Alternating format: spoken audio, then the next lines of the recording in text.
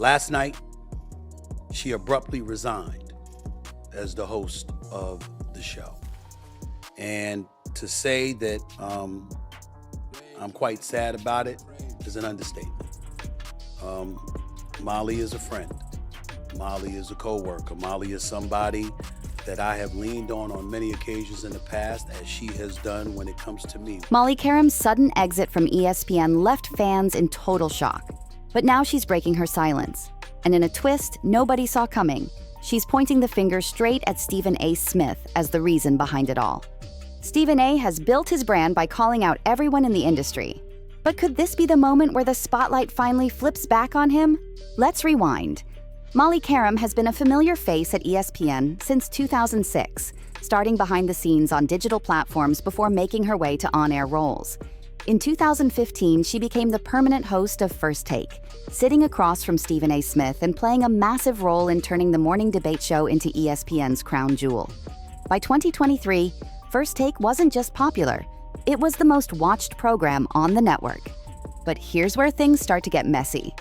And a lot of people overlooked this detail. Molly's departure was revealed not through a press conference or big ESPN send-off, but through a casual Instagram story. In it, she thanked her colleagues, celebrated the honor of hosting First Take, and showed love to the fans who supported her journey. She even teased that new opportunities were on the horizon with a simple, "Stay tuned." Blunt, it came as a shock. I was not aware that this is something that she was contemplating doing. But in the end, she made her decision. And we have to move on as a show. I don't like it. I'm not happy about it. Because I appreciate her and what she has meant to me, what she has meant to the show, what she has meant to the network, what she's meant to the business. And I'm gonna miss her. Notice what was missing, though. She gave no real reason for her exit, and no shade was thrown. Yet. Then came the curveball. On Monday, September 15th, Molly showed up for First Take, did the show like she had for nearly a decade, and quietly walked out of the studio. No farewell segment, no tribute, no hint that this was the last time she'd be sitting in that chair. And then, boom, less than 24 hours later, the bombshell dropped. Her resignation was official and immediate. And here's the kicker. This wasn't even supposed to happen until months later. Sports Business Journal revealed that her exit was originally planned for the end of the year. So why did her timeline suddenly speed up overnight? Something went down behind those doors, and insiders say it wasn't just a career move. It was a strategic play that blindsided ESPN execs completely. This wasn't a normal resignation. This was a power move, and the fallout left breadcrumbs all over the aftermath. The last part of it is, this is the twist. She wanted to do other stuff. No, basically. You wanted to host your own show? No, basically. You want more money? Not much. Now, who signs off on all the money there? Think about it. Think about it. The bosses. But who are the bosses? That's Stephen A. Smith as well. ESPN confirmed that contract talks with Molly had been going on for months, with the network even offering her a fresh deal. But instead of re-signing, she made the shocking decision to walk away and chase new opportunities. And here's where the story starts to get juicy. The way Stephen A. Smith found out about her exit proves just how sudden this move really was. Stephen's live reaction said it all. The man looked blindsided, almost caught off guard in front of millions of viewers, and you could hear it in his tone. That wasn't the reaction of someone who had months to prepare. That was damage control playing out in real time. Now, pay attention to the timing here. ESPN's president of content, Burke Magnus, quickly swooped in with a polished statement praising Molly's professionalism, her poise, and her role in making First Take the powerhouse it became since 2006. He emphasized that the network truly wanted her to stay, and even dangled possible roles outside the show. Perkins had his deal, and when Perkins was up, remember? Perkins was getting a day job rate, and he turned that into $700,000 a year job. Perkins just talked about that recently, about how Stephen A. Smith has that pull. Stephen A. Smith even talked about that when he checked Cam Newton recently, talking about, hey, I've hooked a lot of guys up with money around here. But then came the corporate spin. Negotiations didn't align. That neat little phrase was supposed to close the book, but it opened a dozen more questions. Magnus tried to frame it as just another business decision, even announcing a 30 to 45-day tryout window for possible replacements, with in-house names like Shea Cornett, Christine Williamson, and Monica McNutt being floated. But let's be real. If this was such a straightforward deal, why did it go down so abruptly? Why the scramble for damage control? And most importantly, why did Stephen A., of all people, look genuinely shaken and emotional when the news broke? The truth is, this wasn't just one contract falling through. This was a collision of egos, power plays, and fragile relationships that had been brewing for a long time. What viewers witnessed on TV wasn't just a host leaving. It was the breaking point of tensions that had been building behind closed doors for years. And here's the most telling part. In Molly's farewell message on Instagram, she thanked her fans, her colleagues, and even called her time at ESPN a dream come true.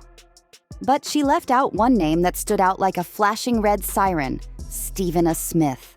That silence speaks louder than any statement ESPN could ever put out. Molly didn't mention Stephen A. Smith by name, not once. Now at first, that might not sound like a big deal.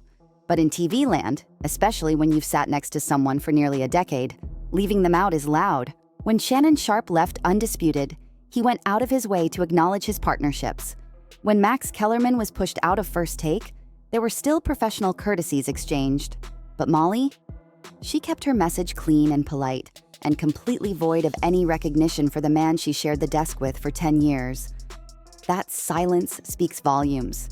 Remember, on camera, Molly and Stephen A. sold themselves as a powerhouse duo, the perfect balance of moderator and fiery debater, the faces that helped take First Take to record-breaking success. Their chemistry seemed effortless, but behind the polished smiles, was there something darker brewing? Because let's not forget, Molly's career has been far bigger than just ESPN. She worked at CBS Sports, the NFL network, and she's even been open about personal struggles like her fight with endometriosis. This wasn't just another host walking away from a job. This was the end of a decade-long reign at ESPN's flagship morning show. And yet, ESPN spun it as a voluntary, drama-free decision. But come on, how voluntary could it really be when she showed up for work one day, did the show as usual, and was gone the next? That doesn't feel like a goodbye party. That feels like a clean break. Burke Magnus tried to smooth things over, telling The Athletic that the abruptness came only because of the leak, insisting they were preparing a 30 to 45-day audition process for new hosts. But hold on, if ESPN already had a replacement strategy locked and loaded, why were they still in negotiations trying to keep Molly? Why play both sides unless there was way more going on behind the curtain? And here's where it all boils down: power. What went down with Molly Qerim wasn't just about a contract or career change. It was about influence, control, and who really calls the shots inside ESPN. Stephen A.'s role in all of this isn't as simple as supportive co-host. His reaction the moment the news hit the airwaves revealed way more than he probably meant to, and it just might expose the hidden power struggle that's been simmering for years. Here's what makes Stephen A.'s response so fascinating. Yes, he sounded sad, yes. He looked shocked, but listen closely. He was way too careful about what he said. Almost like every word was being run through a filter before it left his mouth. That careful dance around the details becomes even more telling once you see the backlash he caught afterward. On the Speakeasy podcast, hosts Emmanuel Acho, Kieran Hickey-Simple, and LaShawn McCoy straight up called Stephen out. They accused him of fueling speculation by tossing out phrases like abruptly resigned and teasing hidden details without ever explaining them. Acho especially went in saying Stephen A. was playing both sides, dropping half-truths while claiming he wanted to respect privacy. That kind of inconsistency didn't calm the noise. It blew it up even louder. And that criticism cuts way deeper than just bad phrasing. What Acho and the others were really pointing out is this. Stephen A.'s reaction felt less like a heartfelt goodbye and more like a calculated move to stir buzz. Instead of simply honoring Molly, he dropped just enough mystery to make fans think something wild went down. And you know what? That wasn't an accident. Because here's what most viewers don't realize. Stephen A. isn't just the face of First Take. He's also the show's executive producer. That title gives him serious power over casting, show direction, and yes, even how contract talks for other talent get handled. Combine that with his monster $20 million a year deal and his growing presence in politics, and suddenly he's not just ESPN's biggest personality. He's one of the most powerful figures at the entire network. Now put Molly's exit into that perspective. This wasn't just about ESPN not meeting her value. This was about Stephen A. potentially failing to go to bat for his co-host of 10 years when it really mattered. Think about that. The guy who never holds back when it's someone else on the hot seat went silent when it came to Molly. That silence says more than words ever could. And here's where it gets explosive. Former ESPN analyst Marcellus Wiley gave his own take, and it cuts right to the core. On his podcast, Wiley speculated that Molly's exit was fueled by unmet demands. She allegedly wanted around $500,000 annually, while Stephen A. was raking in a staggering $20 million. And to make it worse, Wiley suggested Stephen A. didn't step up to support her fight for fair pay. If that's true, it turns this entire amicable separation narrative into a story about betrayal at the very top. This analysis pulls back the curtain on something most viewers never even think about: the staggering gap in not just salary, but raw power inside ESPN. Molly was reportedly making around $500,000 a year, while Stephen A. was cashing in nearly $20 million. That's a jaw-dropping 40-to-1 ratio. And it doesn't just show the difference in pay, it exposes the brutal reality of who really runs things at the network. But the money is just the surface. What's even more telling is how far Stephen A.'s influence actually stretches. According to Wiley, Stephen's voice can shape contract negotiations for other contributors on First Take. In other words, his advocacy has the power to secure careers, or sink them. And that raises the million-dollar question. When it came to Molly, why didn't he step up for her the same way he has for others? That question forces us to look at their relationship more closely. Sure, on screen they kept it professional, smiling through debates and fiery exchanges, but behind that polished TV partnership, the cracks were starting to show. Over the years, there were subtle, and not so subtle, signs of growing friction. Take December 2024, for example. During a debate about Bill Belichick possibly coaching at UNC, Molly clapped back at Stephen A., accusing him of caring more about box office buzz than respecting small market teams. The tension on her face didn't look like playful banter. It looked like genuine irritation. Or the January 2024 moment that went viral. Molly muttered under her breath after Stephen A. made one of his jokes about her transformation from host to supermodel status. Fans instantly picked up on her frustration, and that clip spread everywhere. People were asking, was this really just on-air chemistry, or was she sick of being undermined? And then came June 2025, a moment that exposed their dynamic in a whole new way. Cameras accidentally caught a glimpse of Stephen A.'s laptop mid-show, and Molly quietly told him to shut it before private messages got exposed. At first, he resisted, brushing her off, until she pressed him harder and he finally complied. She wasn't trying to embarrass him, she was saving him from it. But the way he hesitated, like he didn't want to take her advice, told the audience everything they needed to know. Online, that clip was spun as Stephen A. ignoring Molly, and the perception stuck. He didn't respect her input the way he should have. Put all of these moments together, and the picture gets clearer. Molly wasn't just underpaid, she was under-supported. The partnership that looked so solid on TV was, behind the scenes, full of small battles, rising tension, and a growing imbalance of power that Stephen A. had no intention of leveling out.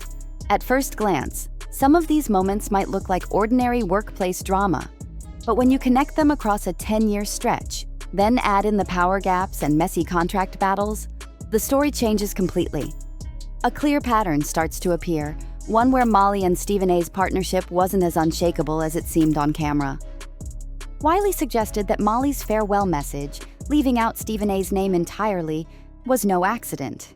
He read it as a deliberate signal of resentment, and her decision to leave immediately instead of months later, that was her way of highlighting the S, framing everything as business tensions rather than just personal conflict. He flat out emphasized that their relationship wasn't nearly as strong as it was packaged to the public. And here comes the most damning angle: the idea that Stephen A. Smith, with all the influence and power in his corner, simply chose not to fight for Molly when it counted.